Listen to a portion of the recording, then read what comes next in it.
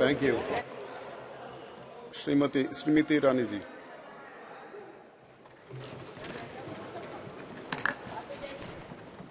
अध्यक्ष महोदय, आज इस सभागार में मां भारती का नमन कर मेरे संसदीय क्षेत्र के हर एक नागरिक का आभार व्यक्त कर मैं भारत के नव भारत के निर्माण की सृजन की सबसे सशक्त नींव नारी शक्ति वंदन अधिनियम को इस सदन में सर्वप्रथम प्रणाम करती हूं और विशेषतः देश के प्रधान सेवक का वंदन एवं अभिनंदन करती हूं। कल की तारीख जब ये अधिनियम आदरणीय कानून मंत्री ने राष्ट्र के सम्मुख प्रस्तुत किया, न सिर्फ इसलिए ऐतिहासिक थी क्योंकि इस नए भवन में नए संकल्पों के साथ हम सबने प्रवेश किया, साथ ही एक पुनीत समय गणेशोत्सव के पुण्य अवसर पर हमने नए भवन में प्रवेश कर विघ्नहर्ता को प्रणाम किया। लेकिन अगर विघ्नहर्ता के सृजन की, आराधना की मूल भावना को देखें तो गणेश जी का स्वरूप अपने आप में अपनी मां के हाथों से सृजित है और मां के प्रण ने, मां की तपस्या ने गणपति जी में प्राण दिए, यह उसका सबसे बड़ा प्रतीक है। हमारी सभ्यता में यह भी मान्यता है कि नव भवन में जब प्रवेश होता है तो पहला पैर, पथ पर पहला आगमन घर की लक्ष्मी का होता है। कई समाज के वर्गों में भवन के बाहर घर की लक्ष्मी अपने हाथ की अमिट छाप छोड़ती है और कई परिवारों में पैरों के नीचे आलता लगाकर बेटियों का सबसे पहला कदम ऐसे भवनों में रखा जाता है। और अगर संविधान की मर्यादा की दृष्टि से देखें तो लक्ष्मी ने संवैधानिक स्वरूप लिया है इस अधिनियम के माध्यम से, जिसके लिए मैं सरकार का, इस सदन का और पीठ का विशेषतः आभार व्यक्त करती हूं। आज चर्चा में कई महानुभावों ने श्रद्धेय अटल बिहारी वाजपेयी जी का नाम लिया और साथ ही आदरणीय देवी गौड़ा जी को भी आभार वंदन किया।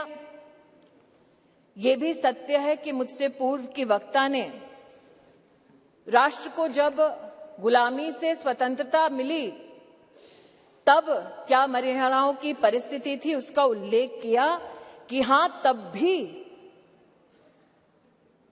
जब देश आजाद हुआ तब भी कई प्रदेशों की साधारण परिवारों की महिलाओं ने कहा कि हमारा संवैधानिक अधिकार आरक्षित करें, लेकिन तब साधारण परिवारों की वो महिलाएं जिन्होंने राष्ट्र को आजाद करने में अपनी भूमिका निभाई, जो दूरदर्शी थी, जानती थी कि साधारण वंचित समाजों की महिलाओं को अगर मौका अनोखे ढंग से संविधान की मर्यादा में ना दिया गया तो शायद आगामी वर्षों में महिलाओं के लिए एक चुनौती बन जाएगा। आज मैं उन महिलाओं की दूरदर्शी सोच को वंदन करती हूं। महोदय, 1971 में तब की सरकार में एक कमेटी का गठन हुआ on the status of women in India, और आज मैं विशेष रूप से आपका ध्यान आकृष्ट करती हूं 1974 में जब कमेटी ने अपनी रिपोर्ट को साझा किया तो उसके 7वें चैप्टर में पॉलिटिकल स्टेटस के वर्णन में ये इंगित है कि तब भारतीय जनसंघ ने कहा था कि महिलाओं को कॉन्स्टिट्यूशनली गारंटी कीजिए। They were the advocates for women's reservation. आज जनसंघ के उन नेताओं को, उन चिंतकों को मैं आभार व्यक्त करती हूं। ये मेरा सौभाग्य है कि मैं भारतीय जनता पार्टी की एक साधारण कार्यकर्ता हूं, जिसको मेरे संगठन ने असाधारण मौके दिए ताकि मैं संगठन के माध्यम से संविधान की मर्यादा में अपने राष्ट्र की, समाज की सेवा कर सकूं। ये भाजपा के कार्यकर्ताओं का गौरव है कि इस राष्ट्र में अपने संगठन में पहली बार महिलाओं को आरक्षण देने वाली राजनीतिक पार्टी भारतीय जनता पार्टी बनी। ये भी कहना सत्य होगा कि व्यवस्थाओं को किस दृष्टि से संगठन में सम्मिलित करना, इसके लिए साल 2007 में नेशनल एग्जीक्यूटिव की मीटिंग के अंतर्गत तब के हमारे राष्ट्रीय अध्यक्ष और अब के हमारी कैबिनेट के वरिष्ठ नेता श्री राजनाथ सिंह जी ने एक कमेटी का गठन किया। ये सौभाग्य है मेरा कि उस कमेटी में आज 2 सदस्य वर्तमान इस सदन में उपस्थित हैं। आज उस कमेटी जिसकी अध्यक्षता श्रद्धेय सुषमा स्वराज जी ने की, आज उस कमेटी की एक और सदस्य जिनका देहांत हो चुका है, किरण माहेश्वरी जी, और जो संगठन में आध्यात्म की दृष्टि से मेरे मार्गदर्शक रहे, ऐसे श्रद्धेय बाल आपटे जी हमारे बीच नहीं हैं। मैं उनके योगदान के लिए उनको नमन करती हूं। यह भी उचित होगा अध्यक्ष जी कहना कि उस कमेटी में नजमा हिप्तुल्ला जी थी, उनका आभार वंदन करती हूं। सुमित्रा महाजन जी थी, जिन्होंने बार बार लगातार अपनी पुण्य भूमि से, इंदौर से चुनाव जीतकर हम सबका गौरव बढ़ाया। उन्होंने स्पीकर की भूमिका में महिलाओं का राष्ट्र भर में गौरव बढ़ाया। मैं ताई की अनुपस्थिति में ताई को प्रणाम करती हूं। और कमेटी में 2 और महानुभाव थे जो विद्यमान है वर्तमान के सदन में, जिन्होंने महिला आरक्षण भाजपा के संगठन में कैसा हो उसको सुनिश्चित किया, जो आज मोदी सरकार के मंत्री हैं, आदरणीय किशन रेड्डी जी और किरण रिजिजू जी। मैं आपको भी आभार व्यक्त करती हूं। महोदय, they say success has many fathers and failure has none। और इसीलिए कल जब ये प्रस्ताव सदन में आया तो कुछ लोगों ने कहा हमारा बिल है, कुछ लोगों ने कहा हमने चिट्ठी लिखी, कुछ लोगों ने कहा कि ये पूरा का पूरा संवैधानिक निर्माण हमारा था। आज ऐसी एक सम्मानित नेत्री ने सदन में अपना वक्तव्य रखा, लेकिन उनका मैं एक विशेष रूप से आभार व्यक्त करती हूं कि 2 विषयों पर उन्होंने ऑन रिकॉर्ड स्पष्टीकरण दिया है। हमको बार बार बतलाया जाता कि एक विशेष परिवार ने 73rd, 74th amendment to the constitution पारित करवाया। आज मैं आभार वंदन करती हूं कि पहली बार स्पष्टता हुई इस सदन में उनके द्वारा कि ये पुण्य काम पीवी नरसिम्हा राव जी ने किया, जिनके मरणोपरांत उनके ही पार्टी के हेडक्वार्टर में उनको नमन करने का मौका नहीं दिया गया। दूसरा, ये कथन कि अभी क्यों नहीं और ये वक्त हमारा बिल है तो अभी करिए। तो महोदय, ये उस बिल की प्रति है जिनको वो हमारा कहते हैं। उसमें अगर आप दूसरे पृष्ठ पे 2B और 3B पढ़ें, और ये वो है जो कांग्रेस पार्टी कहती है यूपीए की सरकार में राज्यसभा में पारित हुआ और फिर लोकसभा में प्रस्तुत हुआ। अगर आप इस पृष्ठ पर ये दोनों छंद पढ़ें तो यूपीए, जिसकी अध्यक्षा श्रीमती सोनिया गांधी हैं, उन्होंने कहा है no seat shall be reserved for women belonging to scheduled caste, scheduled tribes in the third general elections. 3B पढ़ें तो उन्होंने कहा, प्रस्ताव दिया, no seat shall be reserved for women in the third general election. अर्थात आज की सरकार जब यह अधिनियम लागू होगा तब के बाद 15 वर्षों तक महिलाओं को रिजर्वेशन गारंटी करती है, मोदी की गारंटी है। लेकिन अगर कांग्रेस पार्टी का प्रस्ताव आप पढ़ें तो उनका प्रस्ताव ये था 2B और 3B में कि no seat shall be reserved for women in SC/STs in the third general election, no seat shall be reserved for women in the third general election. Congress का प्रस्ताव था कि 10 साल औरतें मेहनत करें, लेकिन 15वें साल में आपका अधिकार आपसे छीना जाएगा। आज मैं अभिनंदन करती हूं प्रधानमंत्री जी का, हमारे न्याय मंत्री का, जिन्होंने कांग्रेस की इस अभिलाषा को निराश किया।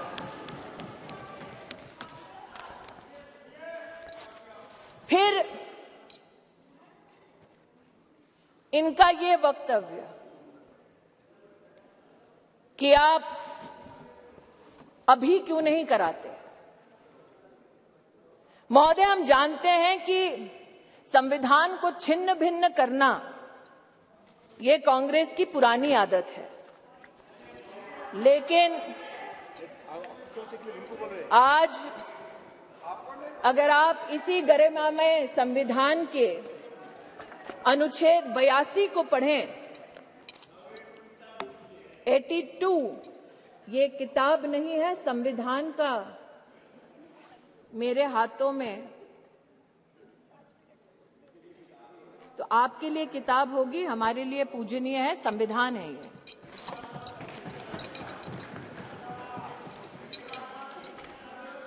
आर्टिकल 82 और आपकी अनुमति से पढ़ना चाहती हूं। Upon the completion of each census, allocation of seats in the House of the People to the states and division of each state into territorial constituencies shall be readjusted by such authority and in such manner as Parliament may by law determine, provided also that until the relevant figures for the first census taken after the year 2026 have been published.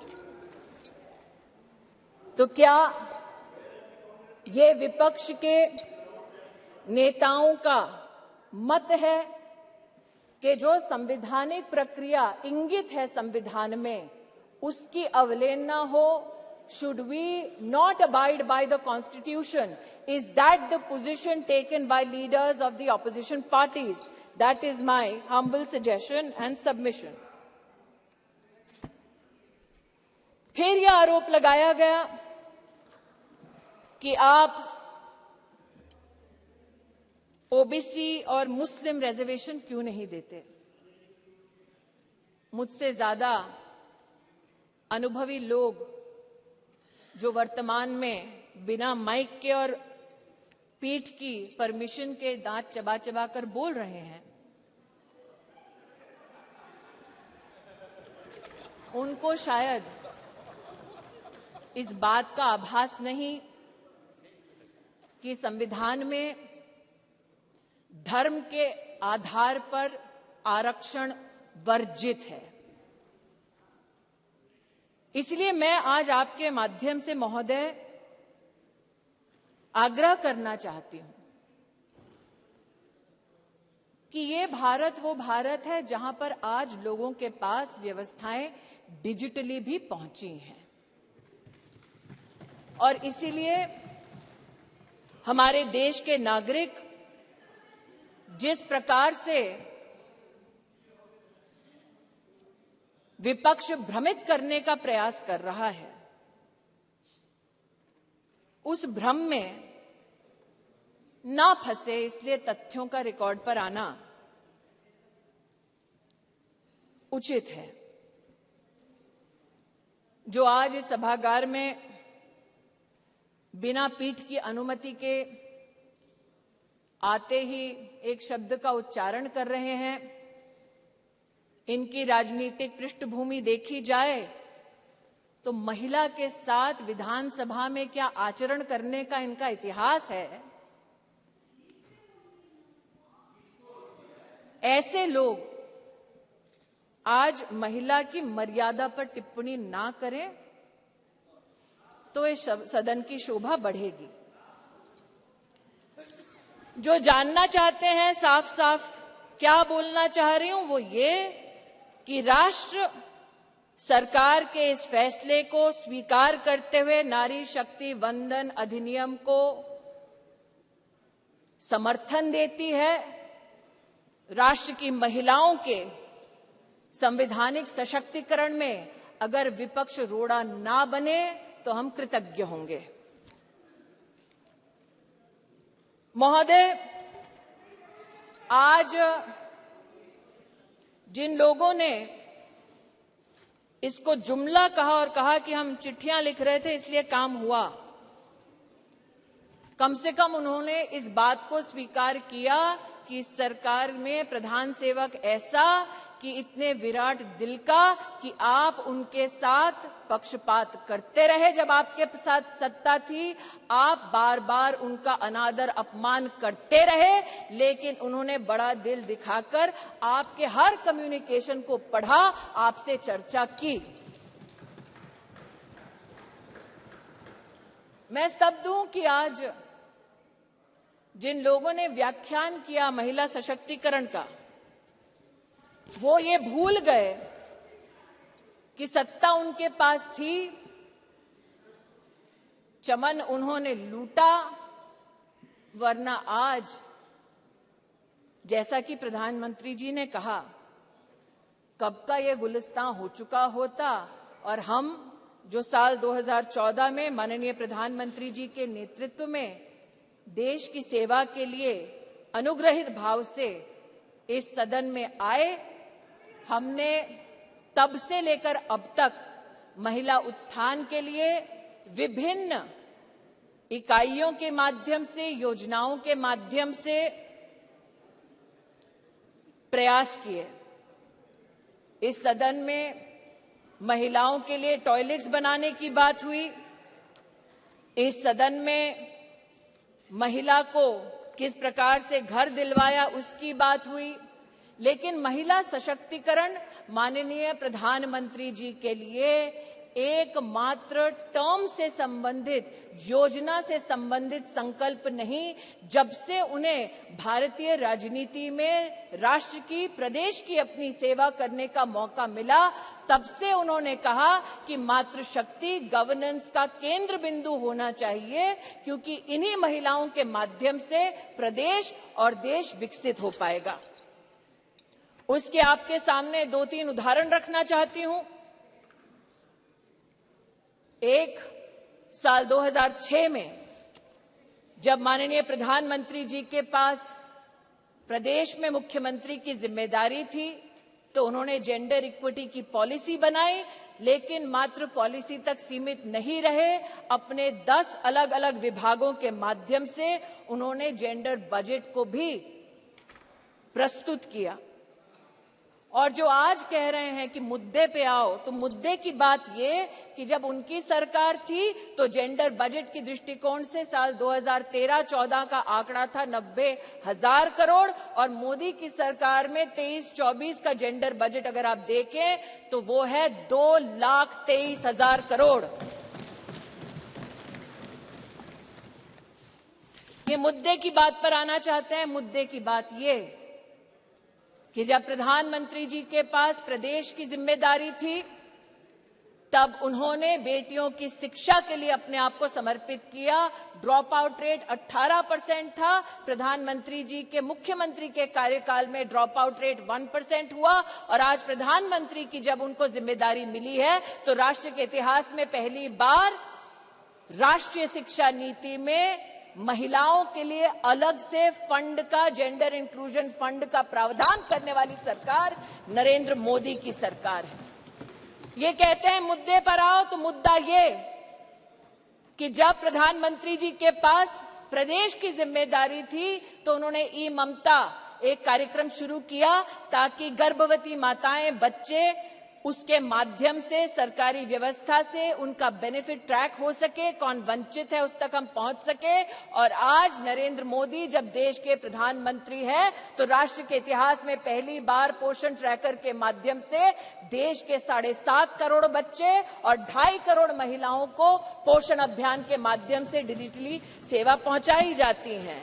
ये कहते हैं मुद्दे की बात पर आओ, तो मुद्दा ये कि जब प्रधानमंत्री जी के पास प्रदेश की जिम्मेदारी थी तो उन्होंने मां वात्सल्य योजना की शुरुआत की, जहां महिलाओं को लगभग 1.5 लाख रुपए के माध्यम से जिनकी एनुअल इनकम थी उनको 4 लाख से ज्यादा की मेडिकल ट्रीटमेंट सरकारी व्यवस्थाओं में देने का काम नरेंद्र मोदी जी ने किया। और आज आयुष्मान भारत योजना के चलते 10 करोड़ गरीब परिवार, 10 करोड़ गरीब महिलाओं को सुविधा, 24,000 से ज्यादा अस्पतालों में, 1,60,000 से ज्यादा स्वास्थ्य केंद्रों में सेवा देने वाली सरकार मोदी की सरकार है, भाजपा की सरकार है।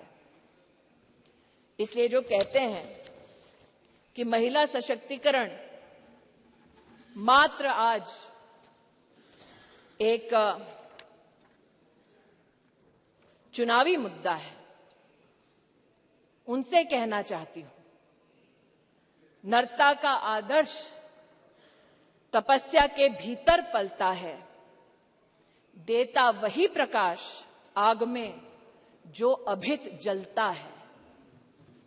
आपने नरेंद्र मोदी जी पर कई आक्षेप किए राष्ट्र के नवनिर्माण में, चाहे वो मेक इन इंडिया हो, चाहे वो धारा 370 को हटाने की बात हो, हर विषय पर, जीएसटी पर भी न सिर्फ व्यवधान किया बल्कि व्यवधान के बाद जब इस सदन ने उन कानूनों को पारित किया तो आप एक्सटर्नल ऑर्गेनाइजेशंस के माध्यम से कोर्ट में चुनौती देते गए, कोर्ट में भी हारे, पीपल्स कोर्ट में भी हारे। इस बार लोग कहते हैं कि 27 साल नहीं, अगर आप जनसंघ की पृष्ठभूमि देखें तो 1974 से हम प्रमाणित कर सकते हैं कि हमारी आइडियोलॉजी ने, हमारे ऑर्गेनाइजेशन ने बार बार कहा कि आप संवैधानिक ढांचे की मर्यादा में महिला का आरक्षण गारंटी करें। मोदी आज इस अधिनियम के माध्यम से महिलाओं को जो वंचित है वो अधिकार गारंटी कर रही हैं और इसीलिए पूरे सदन से विनम्र आग्रह है कि एक साइंटिफिक पद्धति से संविधान का संरक्षण करते हुए जो प्रस्ताव सरकार लेकर आई है, वाकई में अगर आपकी रुचि महिला को पॉलिटिकली सशक्त करने की है तो आप इस अधिनियम का समर्थन करें।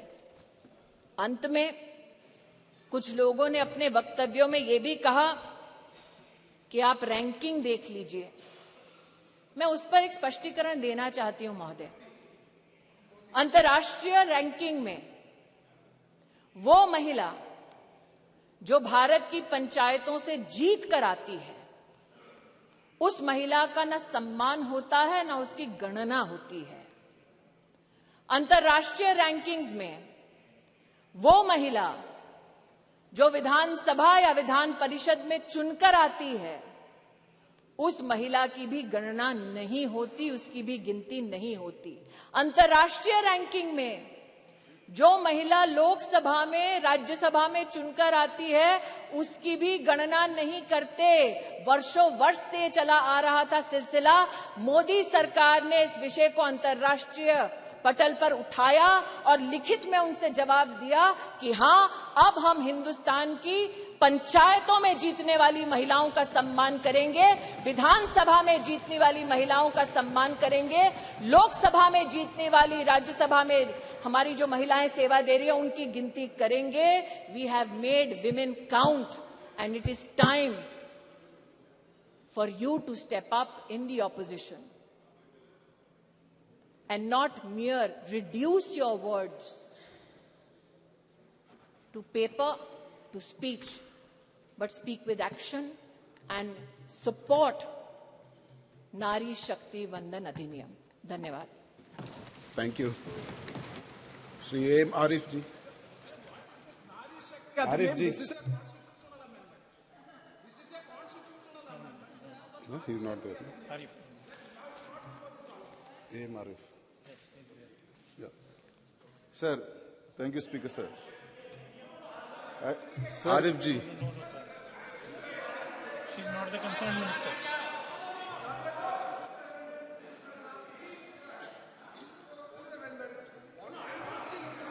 Arif ji, please. Keep the house in order, sir. Sir, keep the house in order. Please be seated.